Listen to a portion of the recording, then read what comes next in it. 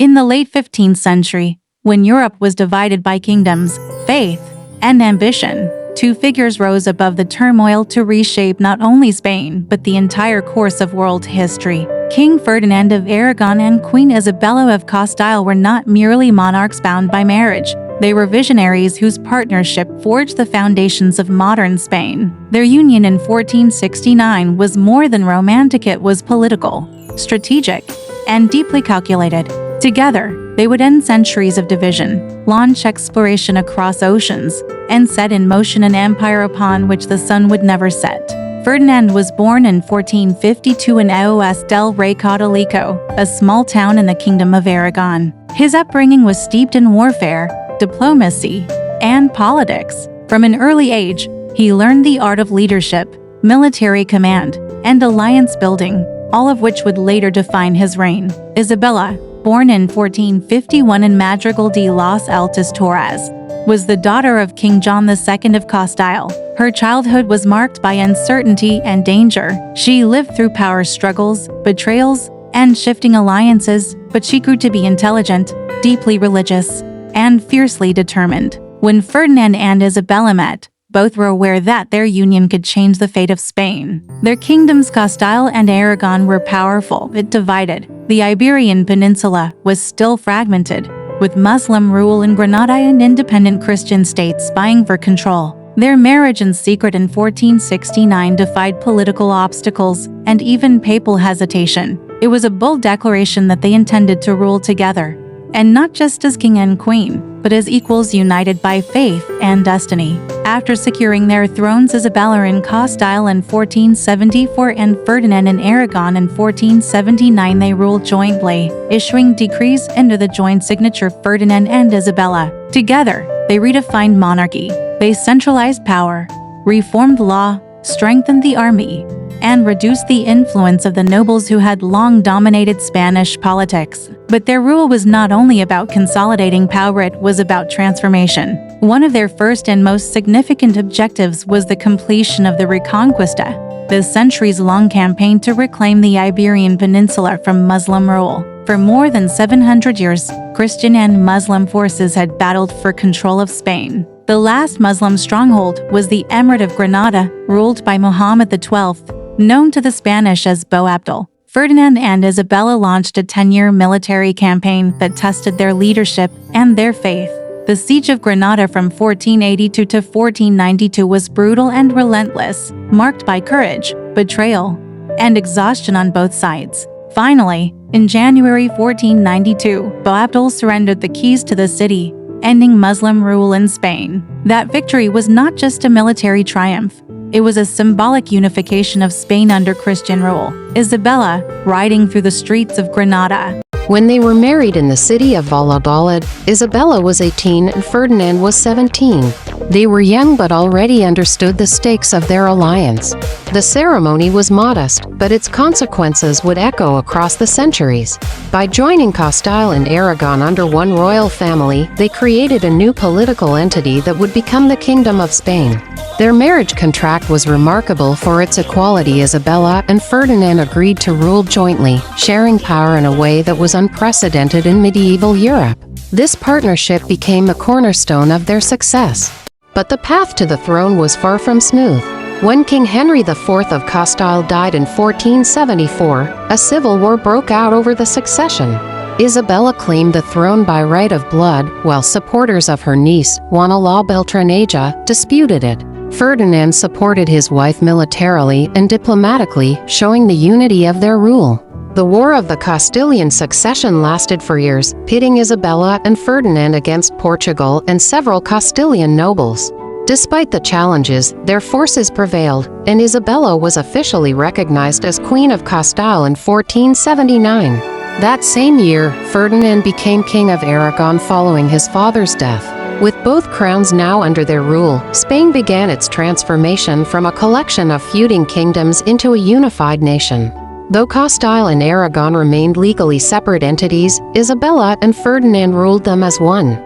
They coordinated their policies, shared their counsels, and worked together to restore royal authority. Their vision extended beyond mere political union. They sought to create a Spain defined by faith, order, and centralized power. At the heart of their early reign was a deep sense of purpose. Both monarchs were devout Catholics who saw themselves as chosen instruments of God. They believed that unity under one faith and one crown was essential to national strength. Their policies reflected this conviction. They reformed the administration of justice, strengthened the royal treasury, and brought rebellious nobles under control. They also established a new professional army, loyal to the crown rather than to individual lords. These reforms marked the beginning of Spain's transformation into a modern state.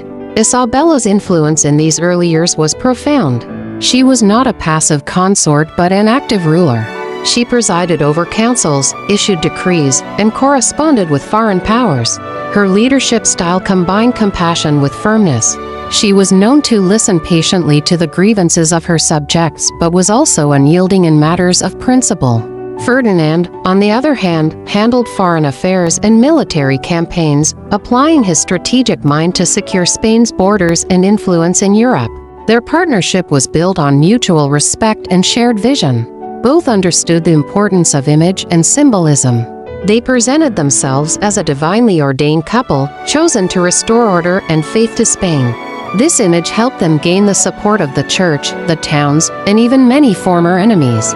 They traveled extensively throughout their kingdoms, holding court in various cities, hearing petitions, and demonstrating royal authority in person. This visibility helped them consolidate power and win the loyalty of their people. One of their first major challenges was to restore internal stability. The Castilian nobility had long been accustomed to independence and often ignored royal authority. By the time Ferdinand and Isabella secured their thrones, one final bastion of Muslim power remained on the Iberian Peninsula, the Emirate of Granada.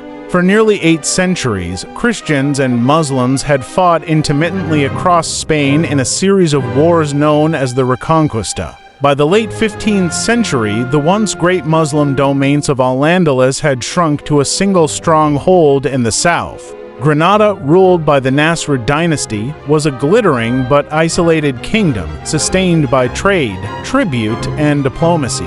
For Ferdinand and Isabella, conquering it was both a political necessity and a sacred mission. They saw the fall of Granada as the divine completion of the Reconquista and the fulfillment of their destiny as defenders of the Christian faith. The campaign to capture Granada began in 1482, a year that would mark the beginning of a decade-long struggle. It was not an easy war. The terrain of southern Spain was rugged, filled with mountains, fortresses, and fiercely loyal defenders. The Nasrid rulers, led by Muhammad XII, known to the Christians as Boabdil, were divided by internal rivalries. At times, Boabdil even sought alliances with Ferdinand and Isabella to reclaim his throne from rivals within Granada. The Catholic monarchs used these divisions skillfully, turning Granada's internal conflicts to their advantage. Ferdinand, a master strategist, personally directed many of the campaigns. He was methodical, cautious, and relentless. He preferred to capture cities one by one rather than risk open battles that could lead to heavy losses. The Spanish forces were well organized, disciplined, and supported by a new generation of artillery that gave them an edge in siege warfare. Isabella, though she rarely appeared on the battlefield, played a crucial role behind the scenes. She managed logistics, ensured the army was supplied, and maintained morale among the troops. She even visited the front lines several times, earning the admiration of her soldiers.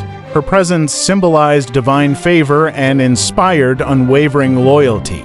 The war against Granada was not merely a military campaign, it was also a crusade.